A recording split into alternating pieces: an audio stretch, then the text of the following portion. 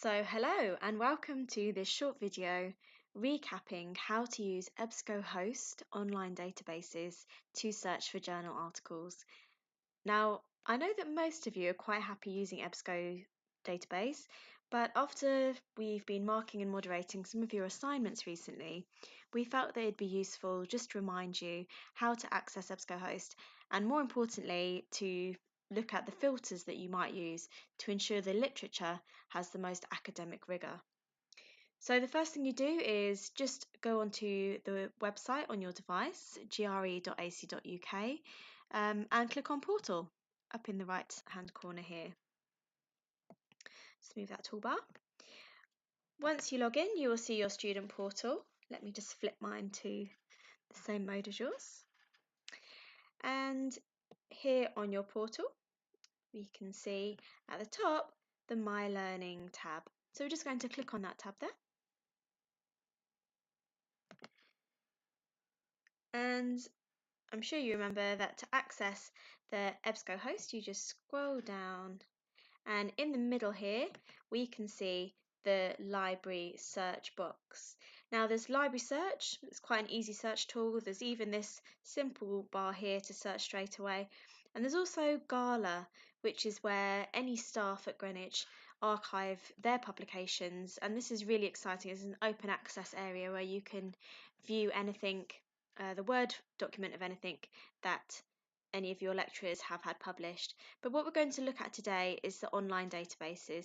So we click onto there, and although we know, look how many databases there are, the best one that I recommend and that I've used for my whole career researching education is EBSCO host. So we just look for E for EBSCO, we click on there. Obviously, you're welcome to try using any of these, but EBSCO host research databases is great because it covers all of these collections, including psychology, sociology, anthropology, and it saves you hunting through a lot of smaller databases in the meantime. So you just click onto EBSCO host research databases, and obviously because you've logged in through the portal, that's why you have access to these, rather than if you go onto Google Scholar, you'll find that you don't always have access to them, and you need to be a little bit more critical checking the source of the article on Google Scholar. So once this page comes up, we just click on select all and continue. We're just going to select all because we want to look at all the different databases. You may or may not get this error message, but you just press OK and that should magically disappear. So here we have the EBSCO host search page. Now we can see that there are lots of filters down here, but personally what I recommend is to start searching and do the filter tool on the next page. Again, we can see there are different fields here you can use. I normally just type all of my words, all my search terms into this top box. So let's have a look at technology enhanced learning. I know that's something that you've been talking about recently at uni. So technology enhanced learning, and let's search. And now it's taken us to the first set of results that it's found, but we can see that's quite high at 3,352. So let's think how we can narrow that down. So here on the left now, we can see our filters. So first of all, I recommend click on full text. This means that hopefully most now of the searches left in will have a PDF that you can instantly download or print. So we can see now most of these have full text. However, not always. Sometimes this will link you somewhere else, so just be cautious. We can also change our publication date. So using this slider, we know that we should try and use literature as recent as possible. So let's be ambitious. Let's go for 2018 to 2019. I'd always recommend start with the most recent years. You can always move the toolbar back if you find you're not getting many results. So this looks better. We can see now we have just 283 articles to look through. Another filter that I'd recommend is scroll down here. We can see source types. Now, there are some journals that are known as predatory journals, a bit like vanity publishing in the world of books, where people can pay to have their work published without peer review. That's the main difference between academic and normal journals. So I would probably suggest maybe just look up academic journals. However, you might want to not reduce that filter because you might want to look at maybe some BBC articles. Although we know they're not really great to use in your reference list, they can be useful for reading around a topic. And as we scroll down, I would say maybe one of the other areas I would filter is the geography. So if we just click that to expand, we can now see the breakdown of some of the articles. Now, obviously, it's showing me a couple of hundred results, but only some of these have been tagged.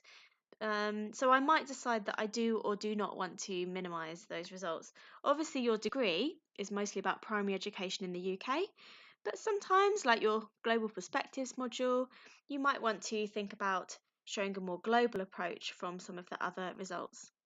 So let's have a little look at one of these. Which one sounds interesting? Let's have a look at this one. So we can see the year's quite recent there, 2018.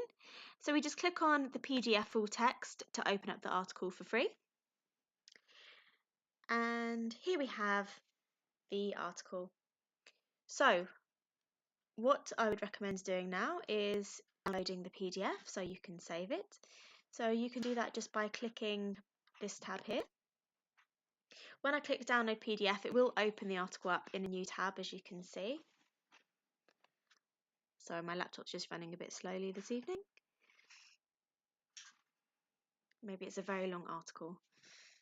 So we can see as the article loads here, this is ready for you to save. I usually just save them all onto a memory stick or email them to myself, or you can print directly. So I need to go back to the original tab here if I want to use the EBSCO interface. And then just to remind you, there's some really useful tools here down the right hand side.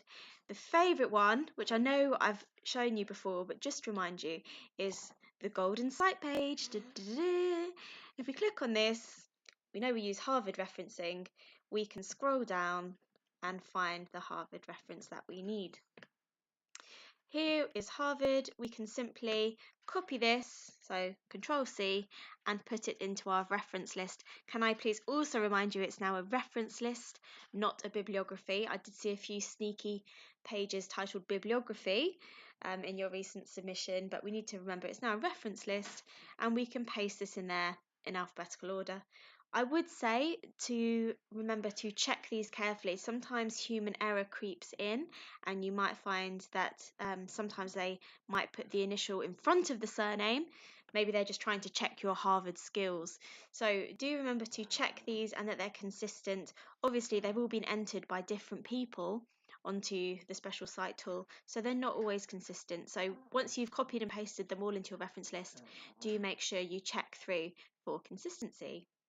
And the other thing to show you here is just the add to folder tool. So if I minimize the citation list, you can click add to folder, and you can see now that that article has jumped into the folder there. But do beware that at the moment I'm just as a guest. I haven't officially logged in to my EBSCO host, as it's called, and I'm just using a guest profile. If I click on my folder, I can open this up, and you'll see that it will have saved all my articles that I've looked at today just on this one session. So at the moment, this was the article we were just looking at, and it will make me a lovely list. What you can do is maybe screenshot that and put it into a Word document or print it out.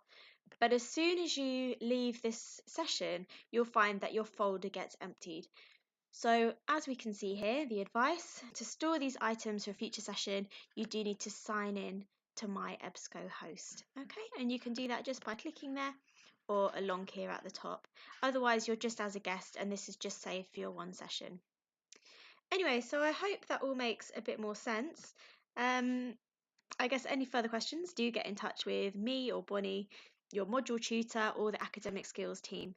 And don't forget that Cite Them Right is a really great book for you to have to hand to make sure you're being consistent with your Harvard referencing.